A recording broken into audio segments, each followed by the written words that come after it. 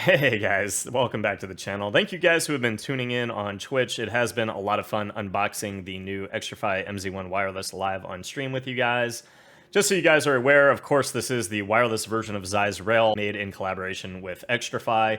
The major differences of the wireless version, other than, of course, the fact that it is wireless, it now comes with a interchangeable back hump that does reduce the height of that back hump in the back of the mouse and makes it very flat. We will get into the shape differences between the two shells, but the mouse is rocking Kale 8.0s. It is rocking that 3370 wireless sensor, and you can see that not only the screw here for the interchangeable shell, you have two screws here and here for the interchangeable battery weight distribution system. The battery sits on a cage on the inside of the mouse, and you can bring that battery further up the mouse or down the mouse to change the way the battery and the weight feels on weight distribution within the mouse itself. But I do want to get into my overall thoughts on both shapes, both shells, as well as the weight of the mouse and how overall I perform with it in game. Let's check it out. So guys, I do want to get into the overall build quality here. In terms of the mouse's structural integrity, I can push and squeeze as hard as I can from the sides inward,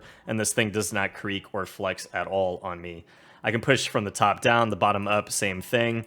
And the Kale 8.0 implementation here on the Mouse 1 and Mouse 2 are very good. They feel very clicky and tactile, and as far as side flex, I have a minimal amount of side flex. In terms of pre-travel, there is ever so slight amount of pre-travel, and post-travel, likewise, a very, very slight amount of post-travel. In terms of Mouse 4 and Mouse 5, both feel very tactile and clicky as well, and I have maybe just ever so slight pre-travel, and again, barely any post-travel on the side buttons. So the overall integrity of the mouse is quite good, and the swap at the bottom of the mouse does work pretty much flawlessly. I have no issues in regard to that at all, and the default skates here actually are quite good out of the box. Me personally, again, I would replace them for my own preferred skate that I do have, but overall, these skates are okay out of the box. I just wish that they would change the skate design and have a larger skate at the bottom of the mouse and a larger skate at the top of the mouse. And as you guys can see on the desk, it does come with an envelope. Within this envelope, there are an extra pair of skates, and you do have your wireless extension for the wireless dongle. I would say the biggest new feature of the mouse is definitely the inclusion of the two different shells. The shells definitely vary from each other quite significantly. Again, the one new shell being a lot flatter than the abrupt high hump on the original MZ1 design. It is very easy to take the shell off. You have one screw at the bottom of the mouse. You will literally just unscrew that one screw and then lift off where this piece hits the main shell of the mouse.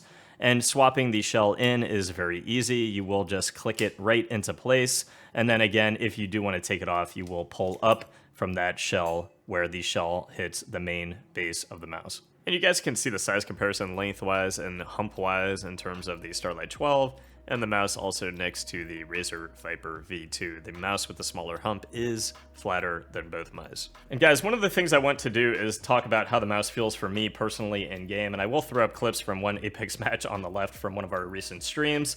But in terms of how the higher hump feels, it actually feels quite good. I do think that the mouse is still a little bit awkwardly long for how low profile it is. I think if they brought back down Mouse 1 and Mouse 2 just a little bit, I do think that it would become more of a fingertip mouse instead of feeling like a fingertip mouse had a sexual relationship with a palm mouse and had a very awkward baby. I do think that for small-handed users that don't necessarily feel as though you are palming the very low profile mouse or relaxed fingertipping a very low profile mouse, I do think that you will have a much more enjoyable experience. So I do think that us long-handed users, wide-handed users, will have a little bit more difficulty or a little bit less liking or taking to the mouse.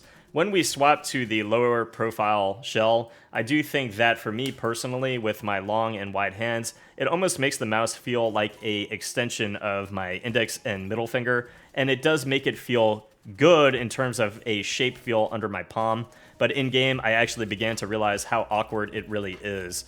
Having just this entire portion take up the entire width of the mouse, my ring finger and pinky finger are just hanging off of the mouse for dear life, and I am clenching very, very hard on the side of the mouse to keep those in a position where my ring finger isn't hitting accidentally mouse 2.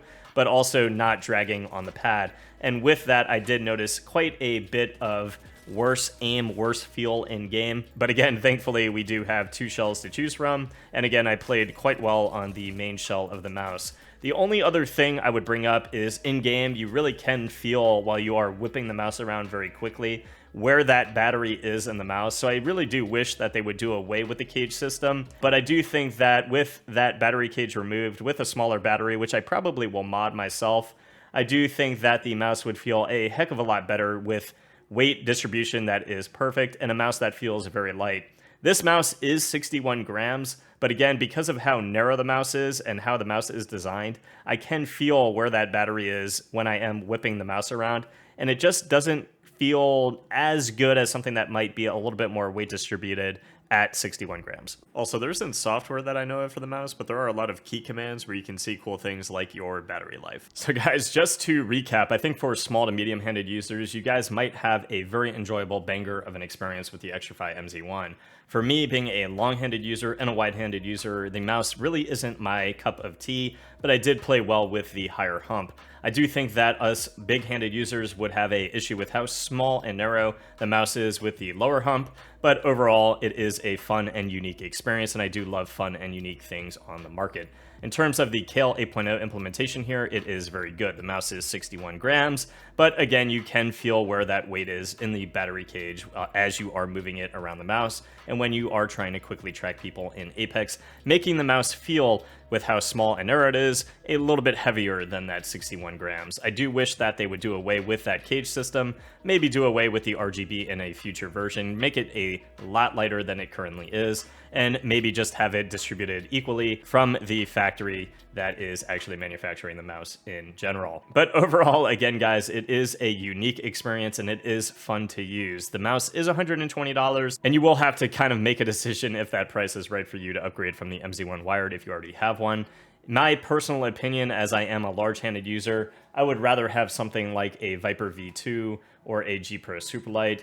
At $120, you are pushing into that category. But again, if you want something small, narrow, that can get flat or can get a nice high hump, this is a very unique piece on the market. And at $120, again, if you don't already own a MZ1 and you want to go wireless, you could definitely check out the XTRFY MZ1. I hope that helped, guys. If it did, please leave a sub to the channel. I'll see you guys in the next review. Peace.